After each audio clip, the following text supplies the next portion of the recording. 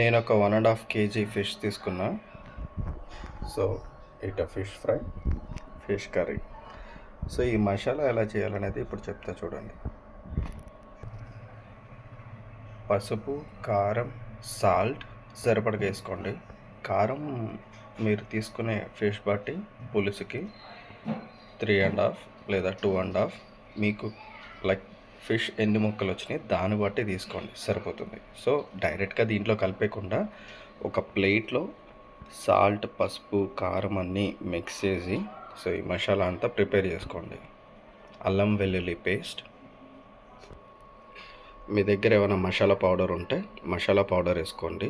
Packet fish masala కాకుండా ధనియాలు, జీలకర్ర ఈ టైప్ పౌడర్ కొంచెం జస్ట్ 1/2 స్పూన్. సో కార్న్ఫ్లవర్ ఇది నాకు లైక్ 3 స్పూన్స్ వేసుకున్నా. సో మీరు దానికి బట్టి మసాలా కలుపుకునేటప్పుడు ఎంత సరిపోతుందో దాన్ని బట్టి వేసుకోండి.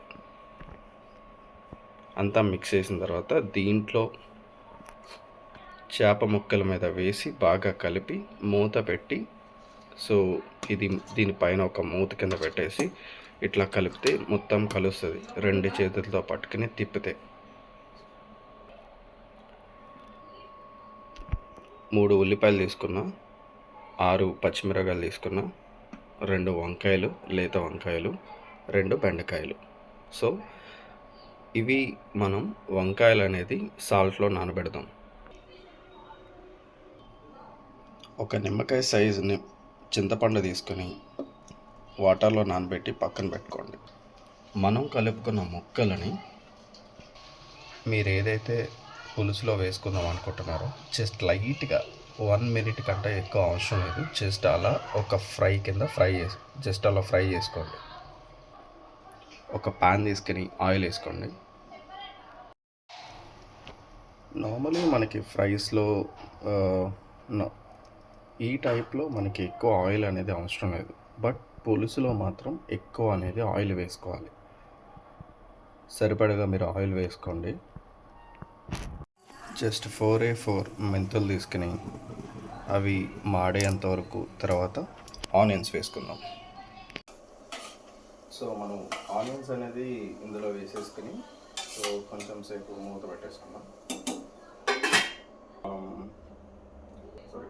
కిచెన్.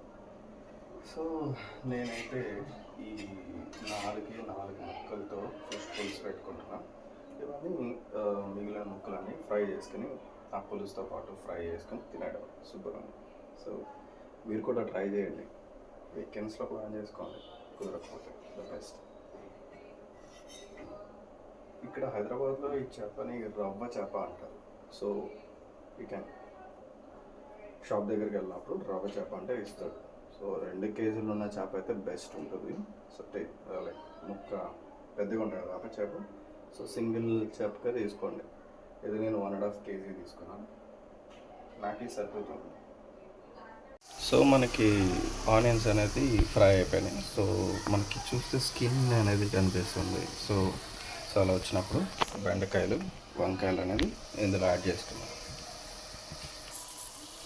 ఇవి కూడా ఇంకొక 2-5 మినిట్స్ వరకు ఫ్రై చేసుకుందాం సిమ్లోనే. సో ఈ చిల్లీస్ కూడా మనం ఇందులో యాడ్ చేసేసుకున్నాం. సో ఇవి ఇలా మనం ఫ్రై చేసుకుని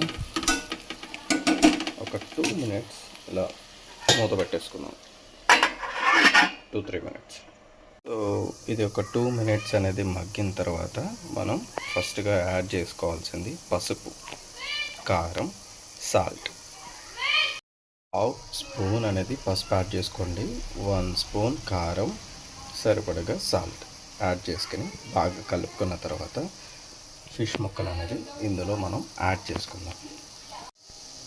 బాగా కలుపుకున్న తర్వాత మూత పెట్టుకోండి ఒక 2 మినిట్స్. సో ఫిష్ ఇందులో యాడ్ చేసిన తర్వాత జస్ట్ ఈ ఫిష్ని మాత్రం మీరు ఎలా పడితే అలా కదిపేస్తే ముక్క ఇరిగిపోతుంది. సో ఇటో పక్కన అటో పక్కన చేతితో పట్టుకొని తిప్పాలి. ఎప్పుడు మనం చింతపండు పులుసు ఇప్పుడు వేసుకున్న తర్వాత తిప్పాలి. ఓకే, ఇప్పుడు చింతపండు రసం అనేది దీంట్లో మనం యాడ్ చేసుకున్నాం. సో మనం ఇప్పుడు చింతపండు పులుసు అనేది యాడ్ చేసుకున్నాం.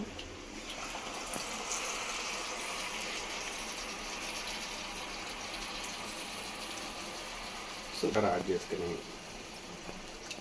మళ్ళీ కలుపుకొని ఇక్కడ చింతపండు పులుసు అనేది మనం యాడ్ చేసుకున్నాం.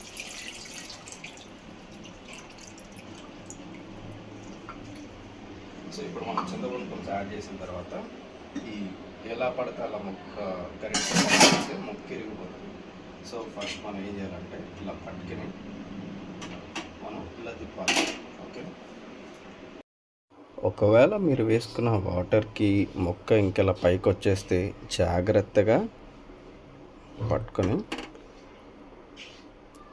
జస్ట్ లైక్ అట్లా తిప్పేయండి. ఓకే, సో మొక్క అనేది మనకి ఇరిగితే మాత్రం బాగోదు. లైక్ ఎవరికైనా పెట్టేటప్పుడు ముక్క కింద పెడితే సో చూసి వండుకోండి.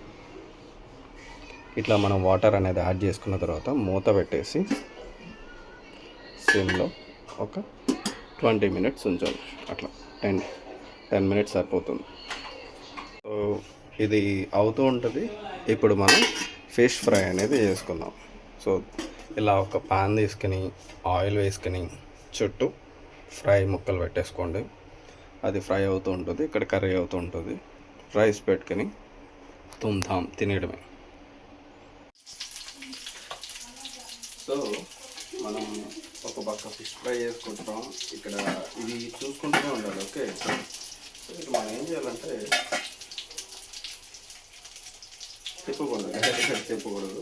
సో జాగ్రత్తగా ఇట్లా పట్టుకొని సో ఇట్లా ముక్క కలిసేటట్టు తిప్పుకుంటే ముక్క అనేది ఎరగదు.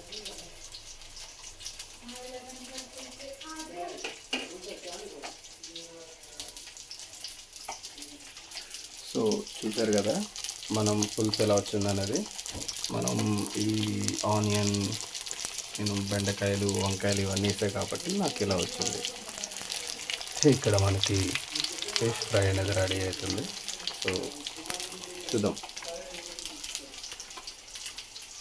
ఓకే, చూసారుగా ఫిష్ పులుసు చాలా బాగా వచ్చింది. అండ్ ఫిష్ ఫ్రై ఇలా చేసుకుంటే నేను చెప్పినట్టు సూపర్ టేస్ట్ వస్తుంది. Enjoy the meal. వావ్, చూసారు కదా చేపల పులుసు, ఫిష్ ఫ్రై. సో వంకాయ ముక్కలు, బెండకాయ ముక్కలు పులుసు ఇలా కలుపుకొని చేప ముక్క, సో ముళ్ళలు తీసి, సో ముళ్ళలు పెద్ద ఉండవు ఇంకా.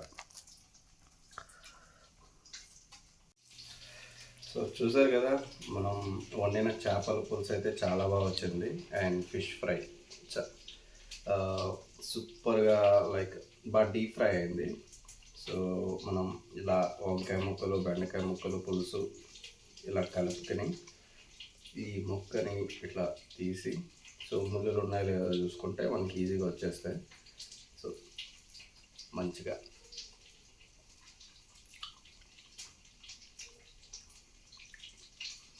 నాకైతే చాలా బాగా వచ్చింది టేస్ట్. సో చింతపండు పులుసు అనేది ఒక నిమ్మకాయ సైజ్ అంతా వేసుకోండి.